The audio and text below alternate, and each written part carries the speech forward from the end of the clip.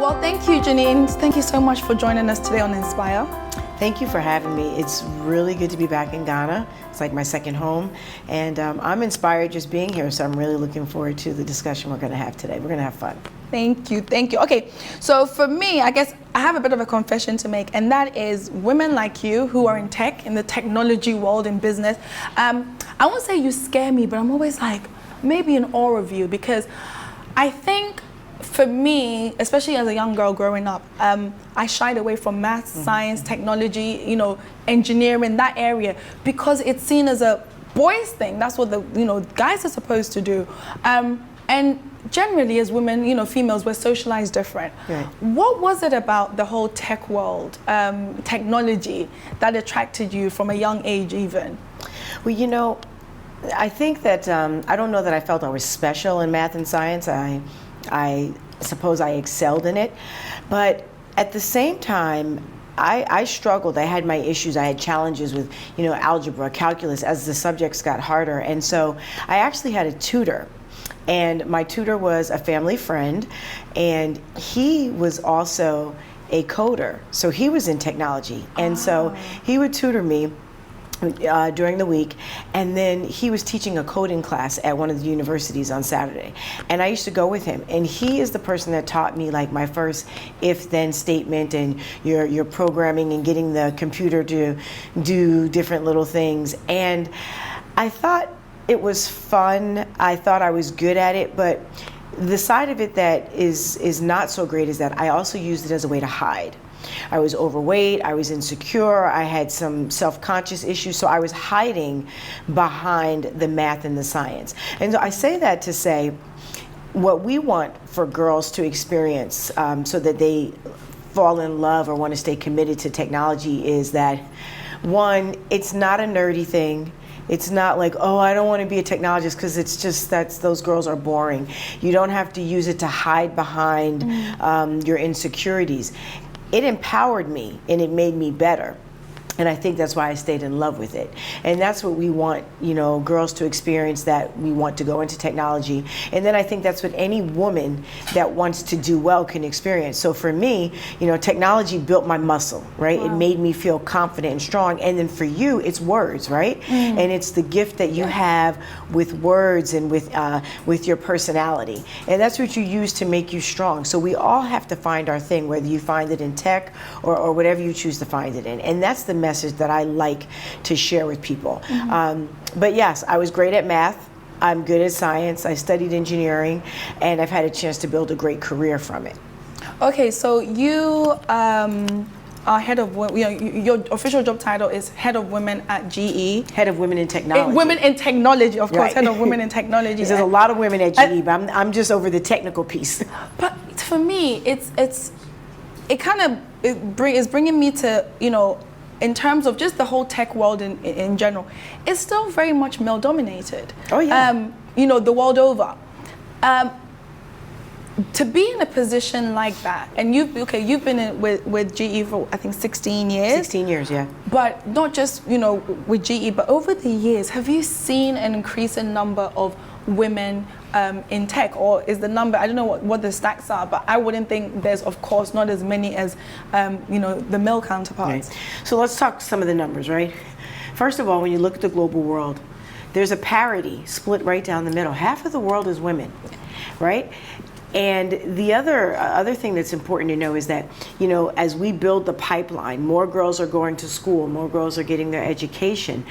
We are the workforce of the future. Not to say that men aren't, but what I'm saying is that if you're not preparing for women, then you're completely missing what the world is going to look like. If you want your organization, your business, your nonprofit, whatever it is that you're a part of, if you want it to be a true reflection of the world, then we have to start talking about women being in leadership and sitting at the table. The economic studies prove that when you have women involved in any type of decision making, in any leadership, the opportunity for a business or for an idea to take root and to just grow is 10 times fold. So women being at the table, women being a part of the decision is what matters for the future of business. It's going to add to the global economy, it's going to add to the GDP, and it's what's going to be critical for who we are as a nation. Women in technology will only add to that because we're a technical world. Well, right now, you can't escape it. You can't name one 2-year-old that doesn't know how to tell you how to operate your phone, your iPhone, your smart TV, anything, right? If I can't figure out how to work my phone, I can ask my great nephew. He's 3. And they're always, kids are always pressing things. But where are the girls in this? And the women are doing just as much. And so young girls having an opportunity to gain an interest in technology, grow in the technology space is going to build the pipeline for the future. Now, you asked me what I've seen over the years. I've been an engineer for more than 20 years. I can tell you that my first mentor that was a woman has only been in the past 5 years of my career. So I've had great mentors, men that have done wonderful things for my career, helped me study the right things, position me for leadership. But the first female mentor that I've had, I said the past 5 years, because it's harder to find us in that environment. When I graduated from the School of Engineering, my degree is in mechanical engineering. So you find less women that study mechanical and electrical engineering. 5 of us that graduated in my class. 5 out of 5 women out of in the graduating class, over 300 plus.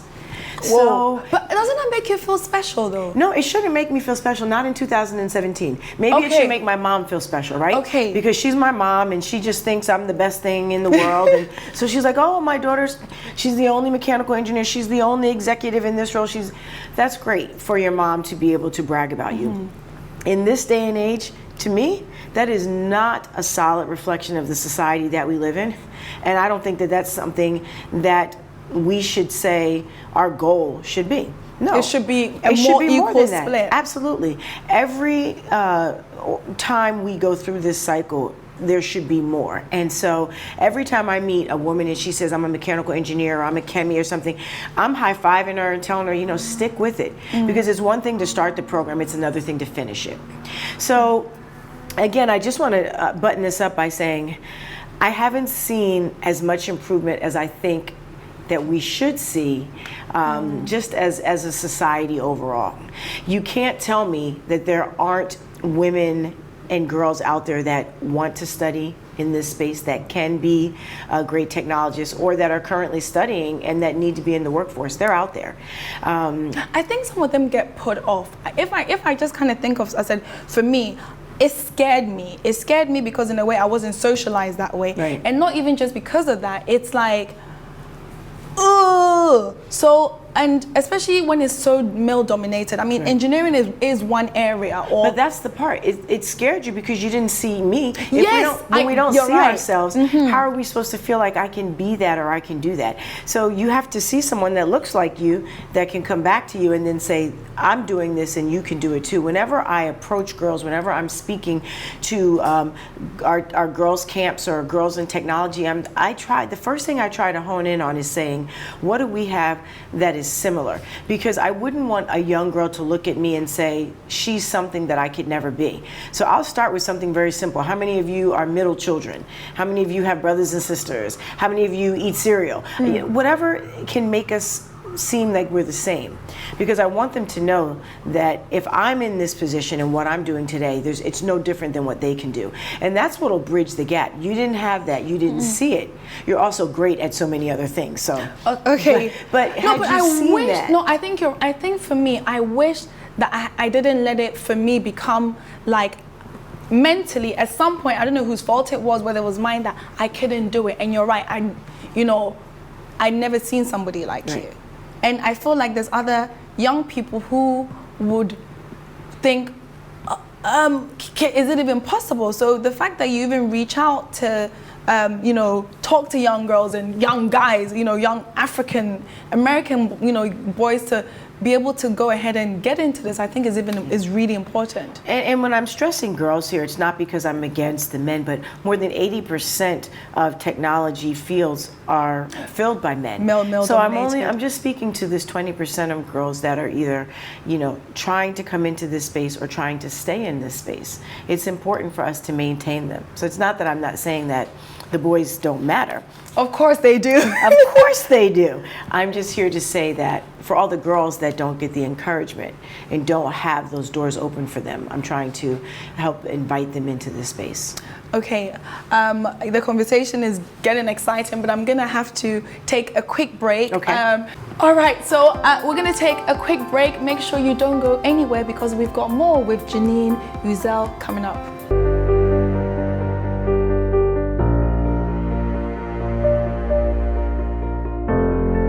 Welcome back. This is Inspire, and we're speaking with Janeen Uzzell, who has been with GE for over 16 years, and she's been working in tech for over 25 years. Now, just to kind of hone it in, you're a businesswoman, very successful. But one of the things I also know about you is you love Africa. Yes.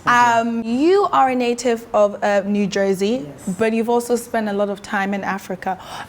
What was it about Africa that attracted you in the first place? So my first visit to Africa was a missions trip to Kenya. Came with a dear friend of mine, Rachel, who had invited me to come and serve. We did a medical missions trip for about 21 days, and it literally changed my life. One of the things that my friend Rachel said to me is that one of the ways to overcome very difficult times in your life is to serve others. And I had just lost my last grandmother. My father had been diagnosed with cancer and was very ill. And so I was just in a really tough place. And I came over to Kenya and had a chance to focus on the lives of other people, and it changed me. After that, I was doing work in sub-Saharan Africa, eventually lived in Ghana for many years as an expat, and I can tell you without a doubt, living in Africa, specifically in Ghana, changed me socially, spiritually, corporally, familially. I mean, you name it.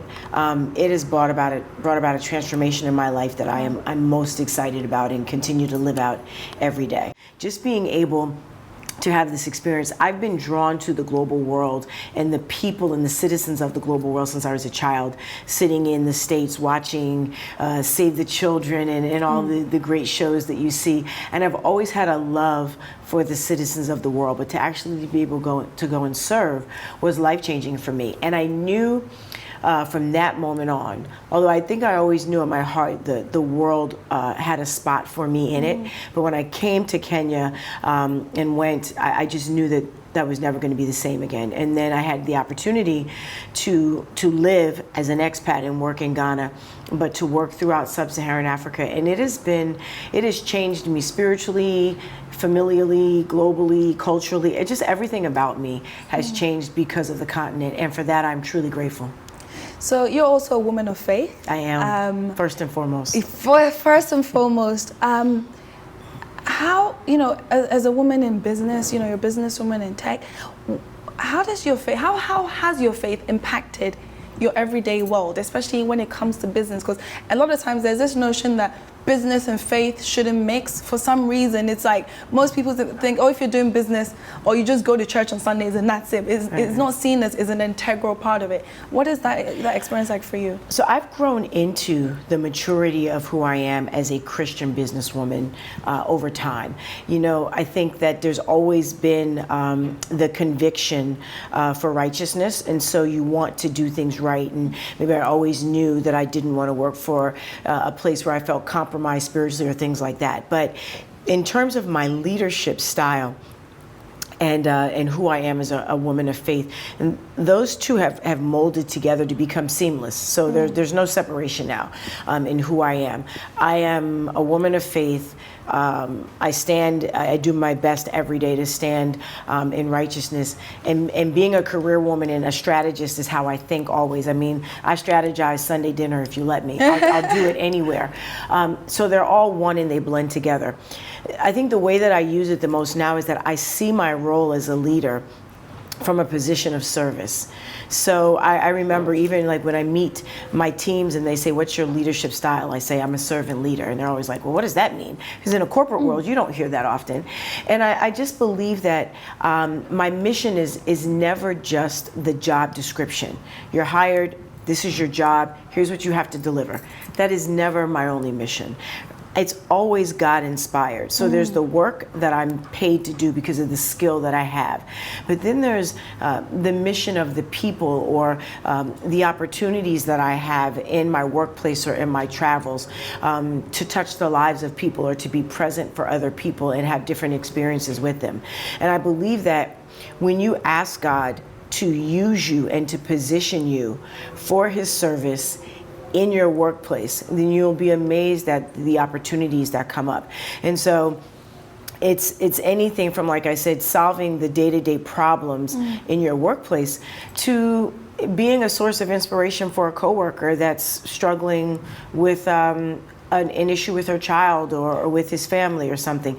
You have an opportunity to do something very different. Into the workplace, they might say, oh, Janeen's a good listener. For me, I know that that's ministry. And I just believe that my life has become ministry for me. And so I'm called to serve, whether it's, in my career or in my church or in my family or anything like that. So that's how I bring the two together. Okay, so leader known from service. I know you established an NGO. Yes. 2009. Yes. Hope Mission. The Hope Mission. Yes. The Hope Mission. So Yes. tell me a little bit about that. So Hope stands for helping other people everywhere. My mom came up with that. She's I fantastic. love it. She's I fantastic. love that. I started the Hope Mission after the missions trip to Kenya. So it actually was 2007. But what you're saying about 2009 is because that's when we did our first big trip. Because my father passed away in between then, so I put it off a little bit. I started the Hope Mission because I was constantly being asked, particularly by African Americans, how they could help with this. When I would come back from Africa, oh, I've done this, or we built a well, or we helped all these children. Oh, I want to help, I want to do more. And I said, I want you to do more than give your money. We need your money, but I want you to have this experience. And so we started to set up these excursions where we were bringing African Americans to Africa. They got a chance to see the continent, go on safari, have a great experience, but then they also did a volunteer experience while they were there as well. So they had a chance to serve. So you have these groups of people that were having birthday parties and raising money and then bringing the money to Africa to donate or to build libraries and things. And I think there's a great opportunity to teach African Americans about philanthropy and that it means something beyond millions of dollars. I think what the Hope Mission's been committed to do is to teach African Americans the spirit of giving in Africa, but how you can build a life as a philanthropist, and how every small gift matters. And that's what we've been doing with the Hope Mission. I think also a lot of times when people hear the word philanthropy, they think it has to be only a millionaire or somebody with a lot of money that writes a big fat check. It's okay, here you go. But as you mentioned, it can just be even your time. It's there's so many other ways to give. So at least in looking at you, very well accomplished, especially in a male-dominated world. Looking at the way you see the tech world. I mean, even right now, when I'm still hearing the names like the Zuckerbergs and so forth.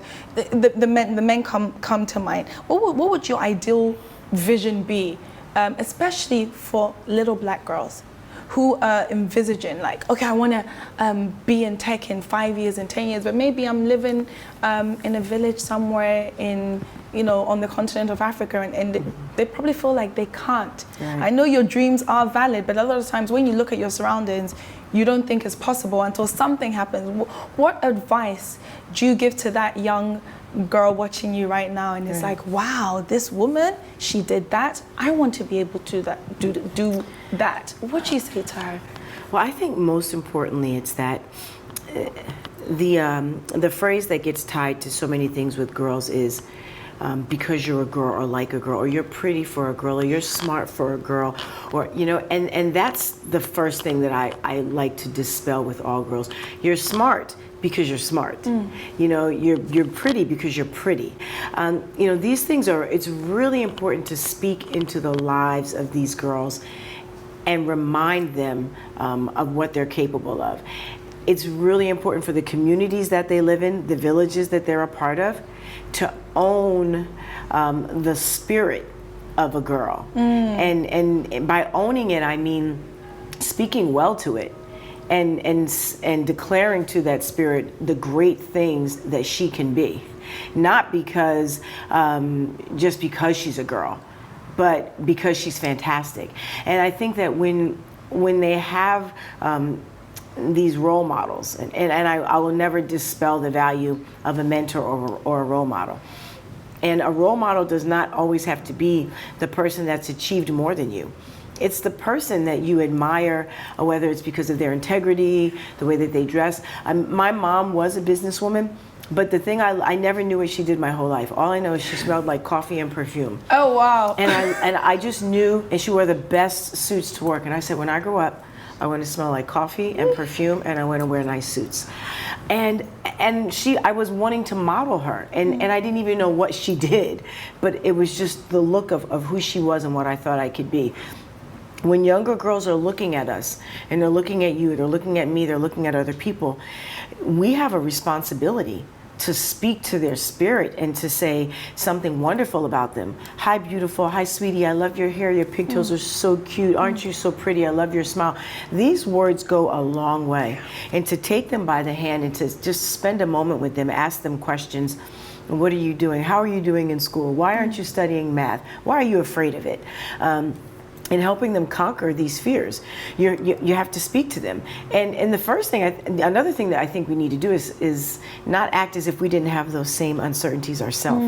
Yeah. If we're willing to be authentic and to be vulnerable, then these girls will be able to see things in us that other people won't show them. So I'm not afraid to show them or to share with them the things that have thrown me off as a child, but that I'm better. I'm quick to say, you know, I used to be so afraid of that too. Or, you know, I never used to do that either. And, or, you know, I used to have trouble with that too, and I never liked to speak in front of people. And they'll say, really? And then you can start a conversation.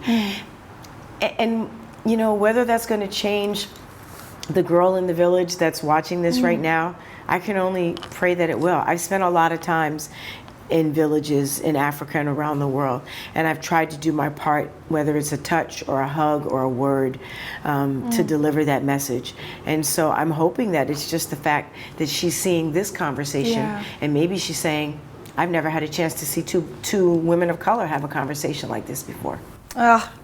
You know what? We're out of time, as always happens when it gets so good. But I want to just say thank you so much for just sharing, you know, just what you do. And thank you for being an inspiration. I think by the mere fact of your achievements and people watching, I'm hoping that they just kind of like are just inspired that she's doing it. She's doing it. Thank you for having me. Thank you so much. Well, this has been another edition of Inspire. I've been speaking with Janeen Uzzell, and she did it. She is doing it. So remember, you can do it as well. My name is Amaka Babrese, and I'll catch you soon.